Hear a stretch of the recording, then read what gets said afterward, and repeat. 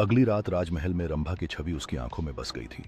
उसका तेज, उसकी दृढ़ता और वह अस्वीकार, सब मिलकर राजा के मन में एक विष घोल चुके थे। कामनाओं की ज्वाला अब ईर्ष्या और अभिमान से भी भड़क चुकी थी। कुछ ही दिनों में राजा ने अपने गुप्तचरों को आदेश दिया, उस वन की हर गतिविधि पर नजर रखो। मुझे वह क्षण चाहिए जब उसकी साधना सबसे गहन हो। एक संध्या जब रंभा ध्यान में लीन थी और पूरा वन जैसे उसकी ऊर्जा में स्तब्ध था, राजा ने मायावी तंत्र का सहारा लिया। वह अपने राजवैद्य से मिला, जिसने एक विशेष सुगंधित वाष्प तैयार की, जिसे सूंघते ही किसी की चेतना डगमगा जाए। राजा साधु के वेश में पुनः वन पहुंचा, पर इस बार उसके पास वह वाष्प थी। धीरे से उसने पास की वायु में उसे विलीन किया। कुछ क्षण बीते, रंभा की सांसें गहराने लगीं।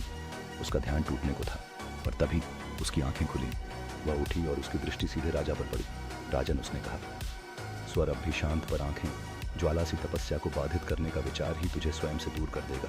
जिस शक्ति को तू वश करना चाहता है, वह तेरे भीतर की अधूरी अग्नि से कहीं प्रखर है। राजा पीछे हटने लगा, पर अब वाष्प का असर उस पर भी होने लगा था। रंभा ने एक मंत्र उच्चारित किया, वातावरण बदल गया, सुगंध विलोप हो गई और राजा भूमि पर गिर पड़ा।